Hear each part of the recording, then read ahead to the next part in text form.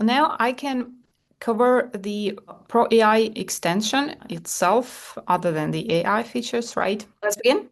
Yeah. Yeah. Also tell our viewers that, I mean, of course, now we're doing the updated kind of video. I have a bit of an older video where I go through, also, I think it's about maybe 30 minutes video where I go through the extension of AMZScout Pro extension and kind of also I go through how it can be useful, what it does. Of course, it's an older video, yet still many principles stayed the same. So I would recommend our listeners, if they want to go more in depth after this video, I will include it in the description as well for further kind of diving deep and understanding the numbers. Also remind the viewers there's the a free account to try out. You can download the extension for free to try it out for free. We're going to have a link and a coupon code to save $10 when investing in AMZScout. It's going to be VovaAmz, VOVAAMZ. But yeah, Tina, we can dive in and see how it works, please. Thank you. Everything can be customized like this. So it's responsive to any screen you want, I mean the desktop. As I said, even without the AI options, this tool generates the full data analysis on any niche, any category or subcategory, and any product on Amazon, a lot of marketplaces, Amazon marketplaces. So you can see here a lot of columns and the list of the results on the Amazon page. They start with the sponsored, but it's not really good to rely on sponsored products data because they can be here for me, but tomorrow I'll open the same niche and they will not be there because they're out of money. So these products that are organic are usually the ones to analyze. So what I usually like to do is, sorry, this window covers, is to open this one on the view button. Just a second. It's not here. There are a lot of this. It's, I think, in the filters. Yeah, sorry, not in the views, in the view, but in the filters. So I'm going to hide sponsored products. I'll apply and they will disappear. So I'll only analyze the organic results. So let's begin. Here we see the names of the products. And if you hover it, you can see the pictures, the first picture of the product listing, because you wouldn't want to open all of them in different tabs. So you can check it like that. You can see the brand. Again, if you hover, you'll see it's Amazon Basics, City, I think, and so on. The main category where they are located. And then go the scores. Score for private label and reselling. One of the most popular, I think, features, most clickable, because we see all the analytics, and I can say that's because, yeah, it's easier again to, to just sort, for example, the scores and see the best products for private label. If you click on it, a lot of the numbers are clickable. If you see this little arrow or some in a graph icon, it's usually clickable. So you can click and you'll see something more, some explanations, definitions, graphs. So don't forget about it. It's not only that spreadsheet, it also has a lot of insight.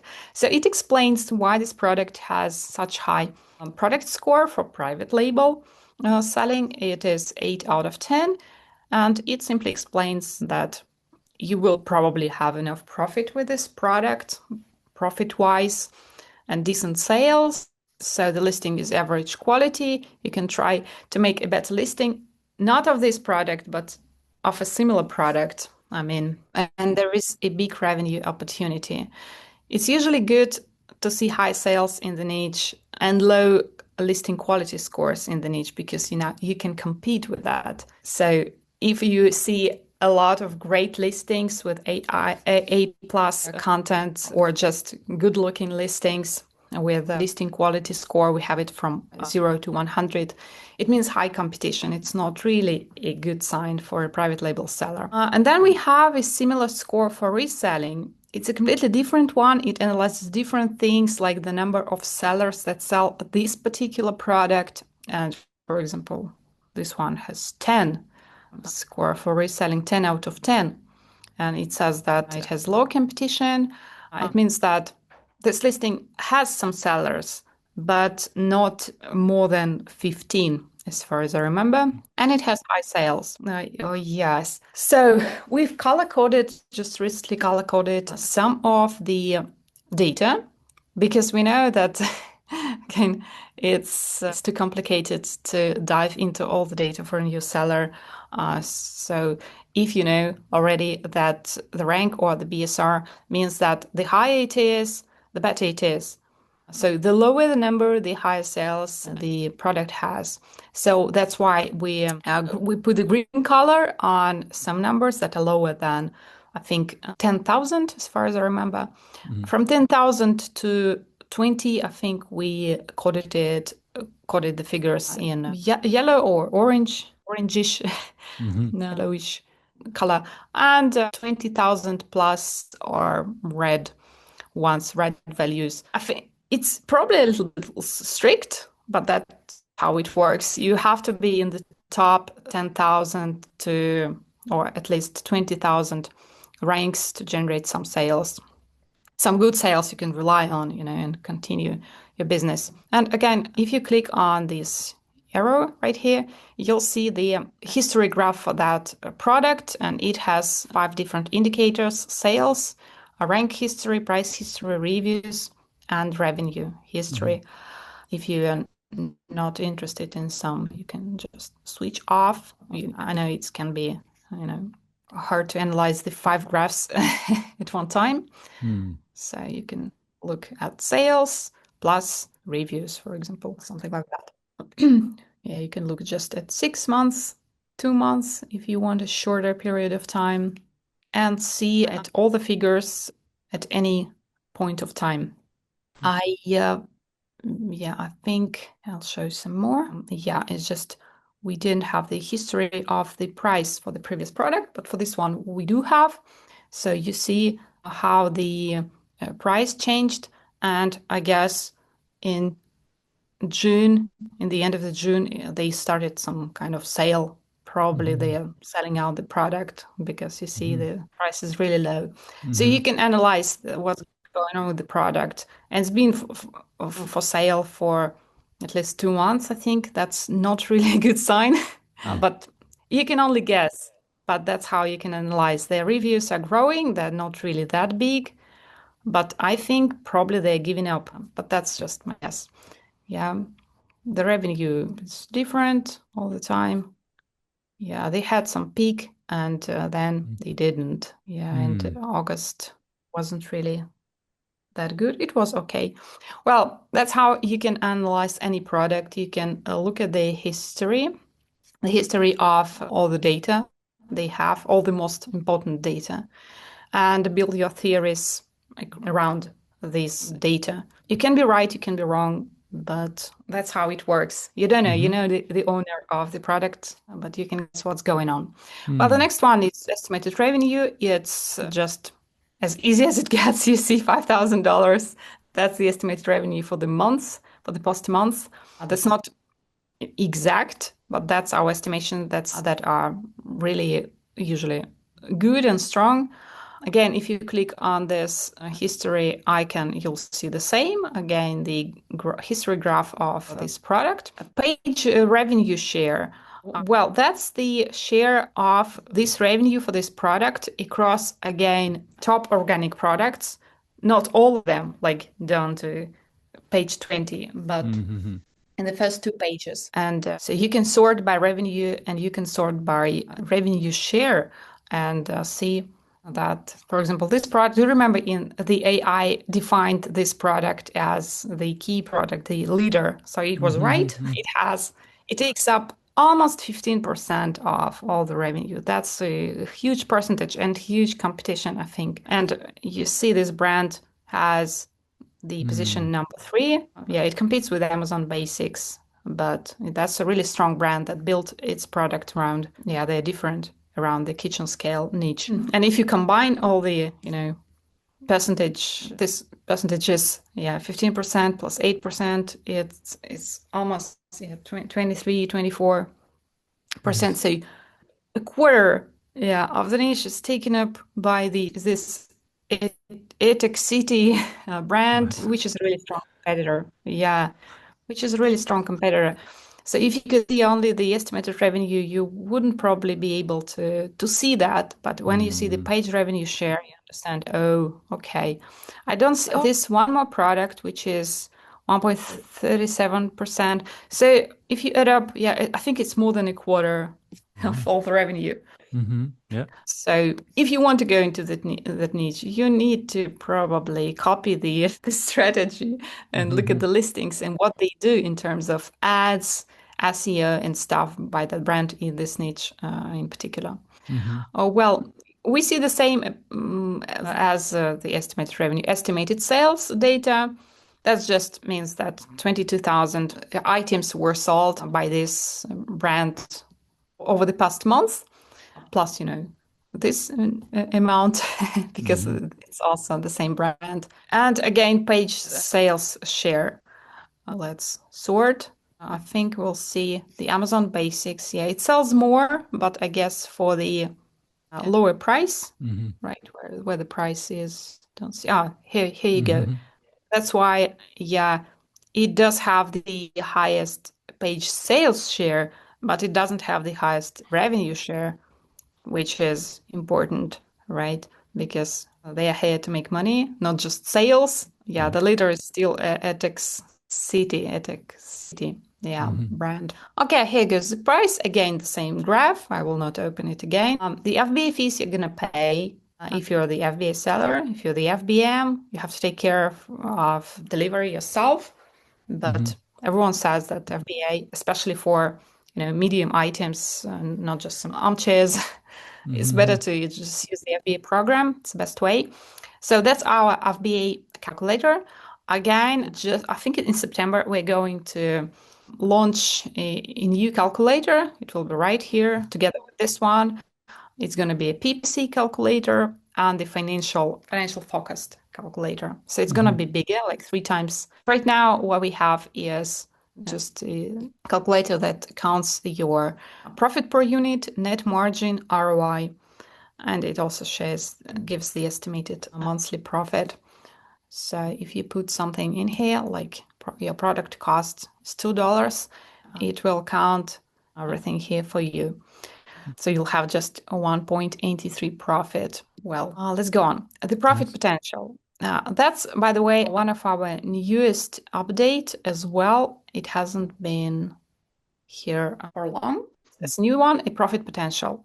So we used to have just revenue, costs, FBA fees, but that's a profit potential. It has a tooltip here that explains that. So we divided all the monthly sales by the number of sellers for this product, and then multiplied the results by the net. So we subtracted the FBA fees, and here we go. That's the profit potential you could get if you join to sell the same product, or if you're a sole seller.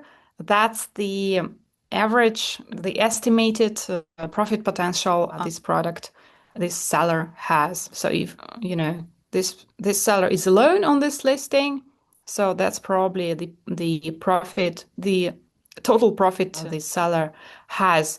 Of course, they would spend a lot on the ads and other operational costs and taxes, but at least that's what we see after the profit after FBA fees. But for example, on this thing, we have 4 sellers. We don't know the sales division between 4 sellers, but if we, they are not equal for sure. Like, it's not like they all just sell 25%, all the sales, but we don't really know. So we try to just divide all the sales by 4 in this case, and again, subtract the FBA fees.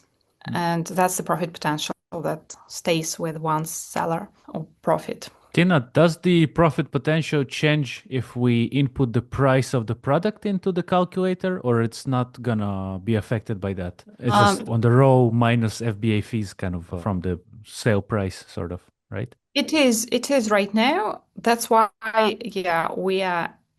we're preparing a new profit calculator financial focused calculator, it will be called. That takes all the numbers into consideration. It will just be bigger because you have to, consider a lot of different details and figures. Okay, this I stopped here. The listing quality score, I already spoke about it. So that's a listing quality score that indicates how good the listing is. And it goes from 0 to 100. And again, if you see the arrow, you can click on it and it will explain how is that and why it has this score, which is 87 in this case. And it explains, by the way, what the best you can do for your listing. You can name your brand and you can have 5 bullets, a good rating, good number of reviews, A+ content, be FBA, and have a big images count, more than 5. And it explains all the it gives the definitions, for these things. Okay, available from column just tells you when the listing started being on Amazon. Like in this case, it's year 2017, at the end of October, right? And so on. The number of reviews, how many reviews the product has. Again, if you want to see how they grow the reviews. Sometimes it can be interesting because usually it should only grow, but sometimes it drops. And in these cases, we thought, probably that's a mistake, but some reviews could be removed if they're not obtained in an honest way. So be mindful and try to, to collect the reviews with the methods that Amazon allows, because other ways, Amazon has really strict rules, and if you Google, there are a lot of lawsuits, I think, against the fake reviews. So you see that they grow steadily. By the way, here is a situation with some losing of reviews. I don't know what happened 2 years ago. Because sometimes for new products, you see a very rapid gain, and you can say by that this product tried to obtain reviews really quickly because they're just launching. Well, let's try to find the newest product like this one and look at I'll just remove all the unnecessary right now graphs. Well, you see they didn't have any reviews, like 4, and they didn't care for the whole month. Then they, woke up, probably. That's my story. I don't know what happened. They woke up and they thought, oh, okay, we don't have many sales, probably. Let's see the correlation. Yeah, they didn't have any sales, and then they realized, oh, we should gain more reviews, and they started obtaining them with a quick speed, and the sales followed, and everything worked out. I hope for this product is working out. They just started in May. Well, the number of sellers, as you see here. So I think this niche is dominated by private label sellers because, a lot of products just have one seller, which means that no one can join the listing. Just in this case, it's not a private label. And this case, it's dominated by the private label. So if this one is obviously for arbitrage and wholesales because it has 20 sellers on the listing, but its buy box seller is Amazon, so it probably is in the buy box for most of the time. It's not a good sign to have 20 sellers and Amazon in the buy box, but that's for the online arbitrage. So the next one, obviously, is seller type. Seller type, meaning who owns the buy box right now. So tomorrow, if you open the same niche, it can be, no, not in this case, it's always a FBA or FBM if it's a private label and one seller. But here, where you have 5 sellers on the listing, it can be FBA today, it can be Amazon tomorrow. So that's the seller type in the buy box. The net profit comes from just subtracting FBA fees from the price. So that's not the total one. The total profit, we don't have the ads costs. We don't know the operational costs and taxes for the products. So that's not a final figure, but it's still quite low, by the way. I think for this niche. Well, not for that one. Yeah, there are some products that generate good net profit, but there are some that generate very low numbers. So I don't know how they survive. Amazon can survive, I think, but the FBA, yeah, maybe they're already in organic results and they don't spend anything on ads. Maybe that's how it works out for them. Well, net margin is just, yeah, again, the percentage of the net profit. Revenue per review column is, I think, is a a column that not a lot of sellers understand and use, but those who believe in that number understand how it works. So that's I think it says that in the tooltip. It just explains. So we divide the number of reviews per review count, and we get that number. Let's again sort. And it shows us that for every $210, the seller just had one review, which means that, yeah, with just 250 reviews, you see, this product generates $52,000, which is really, really cool, I guess. Yeah. Yeah, because everyone knows that to generate this much money, it is a common belief. Yeah, you need to have a lot of reviews, but not in this case. So I don't know how it works, but yeah, this brand is kind of made it. They just launched the product in January of this year and just collected 250 reviews. Nice. Yeah, so that's how it works. It's just easy to sort such great cases with this column. Yeah, the same. Yeah, 255 reviews and $50,000 per month as revenue. And by the way, call ranks, which can just prove these incredible results. Well, and the list goes on. Yeah, this one also. This one. Yeah, just 28 reviews, $5,000. Impressive and not bad. The number of variants these products have, pretty cool. I mean, sometimes in the clothes, for example, niches, you have to have a lot of variants to impress your customer.